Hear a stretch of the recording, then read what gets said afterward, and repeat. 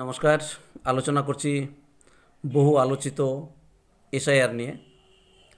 SIR form কিভাবে পূরণ করবেন সে বিষয়ে। তো 2002 সালের ভোটার তালিকায় নাম থাকুক বা নাই থাকুক, উপরের অংশটি সকলের জন্যই পূরণ করা বাধ্যতামূলক। আমরা প্রথমে দেখতে পাচ্ছি জন্ম তারিখ। এখানে জন্ম তারিখ লিখব ভোটার কার্ড অনুসারে। ভোটার কার্ডে যদি তারিখ না দেওয়া থাকে, শুধু সাল দেওয়া থাকে, তবে সালটি বসিয়ে দেব। এরপর রয়েছে আধার নম্বর, সকলের আধার নম্বর রয়েছে, সেটি বসিয়ে দেবেন। তারপরে মোবাইল নম্বর দেওয়া বাধ্যতামূলক। এরপর রয়েছে পিতা অভিভাবকের নাম, এখানে মূলত বাবার নাম বসিয়ে দিতে হবে। তারপরে রয়েছে পিতার অভিভাবকের এপিক নম্বর। যদি বাবা জীবিত থাকেন এবং ভোটার তালিকায় তার নাম থাকে, সেই জায়গা থেকে এপিক নম্বরটি অবশ্যই এখানে বসিয়ে দিতে হবে। একই রকমভাবে মায়ের নামের ক্ষেত্রেও তাই করতে হবে।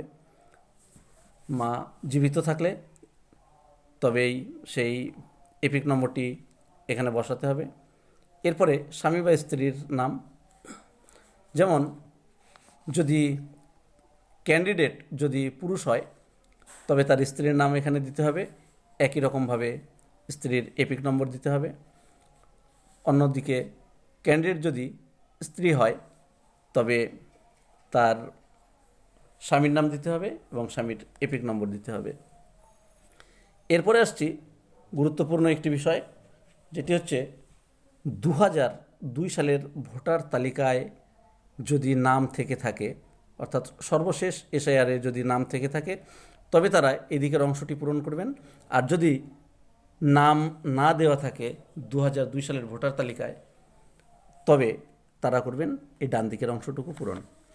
তো একই রকমের রয়েছে নির্বাচকের নাম, যার নাম ছিল, অর্থাৎ ক্যান্ডিডেটের নাম যদি 2002 সালের ভোটার তালিকায় থেকে থাকে তার নাম বসাবো, এবং 2002 সালের ভোটার তালিকায় নাম থাকলে তার সে এপিক নম্বরটি বসাতে হবে। এরপরে দিতে হবে আত্মীয়ের নাম। যদি এখানে ফর্মটি যদি আমার হয় তবে সেক্ষেত্রে আত্মীয়ের নাম বলতে আমার বাবার নাম দিয়ে দেব। এরপরে সম্পর্ক, জেলা, রাজ্যের নাম।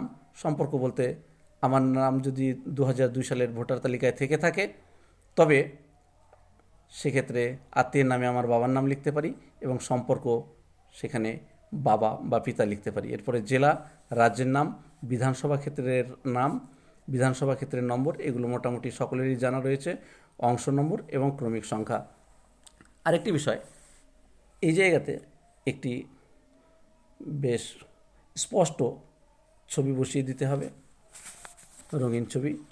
তারপরে আসছি, যদি 2002 সালের ভোটার তালিকায় নাম না থেকে থাকে তারা কি করবেন, তবে তাদের জন্য রয়েছে এই জায়গায় আত্মীয়ের বিবরণ। নাম না থেকে থাকলে 2002 সালের ভোটার তালিকায় যার নাম ছিল, মনে রাখবো মূলত বাবা, মা, দাদু বা ঠাকুমা, এই চারজনের মধ্যে যার নাম থেকে ছিল তালিকায় তাদের নাম বসিয়ে দেব। এপিক নম্বর দিতে হবে একই রকমভাবে।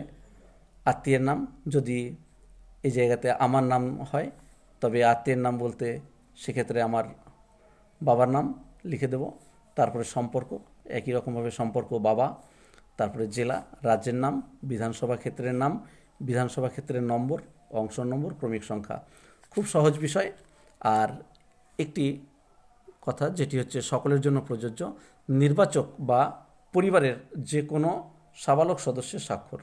যদি ফর্মটি আমার হয় তবে নিশ্চয়ই আমার স্বাক্ষর করব, এবং কোনো কারণে দেখা গেল সেই সময়ে আমি বাড়িতে ছিলাম না, তবে আমার পরিবারের কোনো একজন 18 বছর বা তার বেশি বয়স্ক কেউ স্বাক্ষর করে দিলেই চলবে। যাই হোক, আজ আলোচনা এইটুকুই। তবে সকলের কাছে অনুরোধ করব, যদি কারো উপকারে এসে থাকে তবে অবশ্যই চ্যানেলটি সাবস্ক্রাইব করবেন। ধন্যবাদ।